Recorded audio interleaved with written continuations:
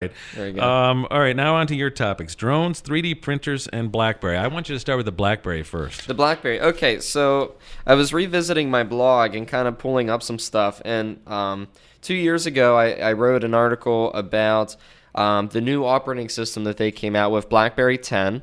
At this same time, they named Alicia Keys their chief marketing officer. The singer? Yeah. Like she doesn't have enough to do already? Well, it was in order to try to rebrand and try to save BlackBerry and bring it back, because Android and iOS had at that point basically taken like 90% of the market away from them. So what I did was I did a follow-up just to kind of see where they're at now.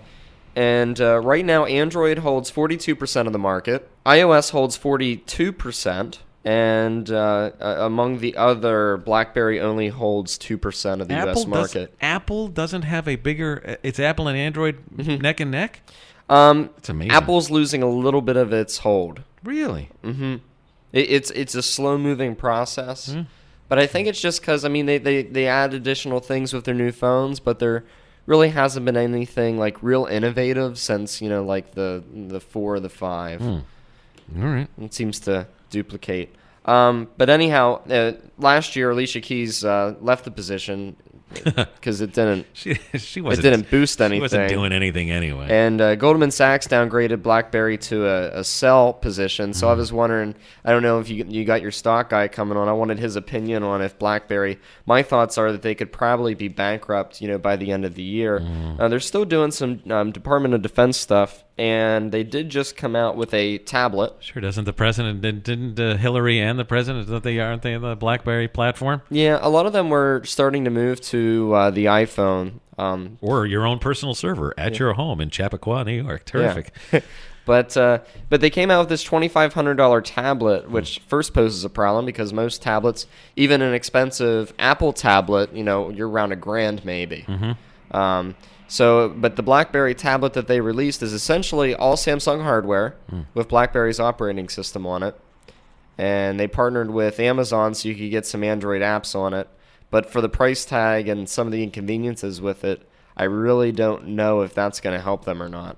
I don't think so. That BlackBerry was the bomb back for years. Wow, how they lost it is amazing to me. That is just amazing. All right, BlackBerry drones. We'll save 3D printers for the last. Okay, well, drones. So there's several things going on. The FAA is rushing to get regulations into place because they pose risks to aircraft. So right now, the major drone manufacturers in the United States, to try to satisfy some of these requirements, are putting together a website where you can make your home part of a do not fly list. Sure, the airspace over your home, you own it. Yep, exactly. So you can register it into this list, and they would track the GPS coordinates on the drones to make sure you're not in the do not fly areas. Wow. And so it's going to drive the cost of some of these larger drones up. Additionally, the FAA has said to people to stop posting their drone videos on YouTube. Remember how we had talked before, the FAA said residential flying, you and me flying, having a good time. Yeah. We can fly our drones. Yes. As soon as we upload the video of our good time to YouTube of us flying these drones, we have now become commercial with it because YouTube puts ads on their site. So the FAA is kind of doing an overreach there, saying that, you're posting the videos, even though YouTube is receiving the revenue from it, you have now turned it into a commercial product. How about that? All right. So just to prevent getting calls from the FAA, for the time being, just don't post your drone videos to YouTube. You look at Drudge this morning, they've got a clip on Google bots to fill the skies. The headlines are, private investigators use drones to spy on people. Terrific. Helicopter crews spot droid flying feet above chopper. Oh, that's terrific. Yeah, great. All right, and the last one, we're almost out of time here, 3D printers. Sure. I did a lot of research on 3D printing this week. I went into Staples just to kind of look around because I heard that they cleared out a whole section with 3D printers.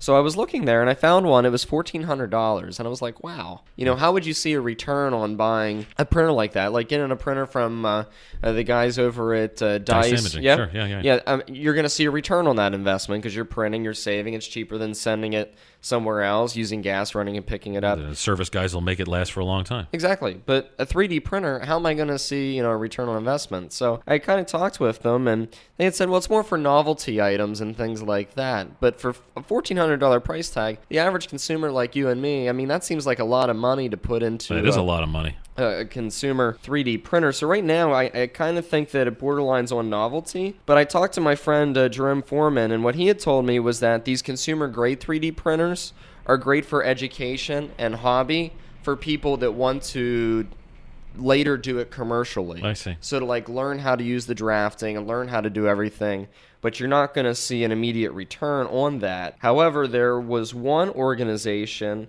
I'm trying to find it here. Got $1,500 lying around. You can goof off and hang out with a 3D printer. Takes forever for the thing to churn something out, though, right? Enable, yeah, it does take a while. Enable actually is an organization, and what they did was they made prosthetic hands for children using a consumer-grade printer. Yeah. But, I mean, you wouldn't be able to do the quantities you would need Of with course. the consumer version, but that's just something interesting. And researchers are now printing 3D nose cartilage in 16 minutes, so it's a little bit quicker.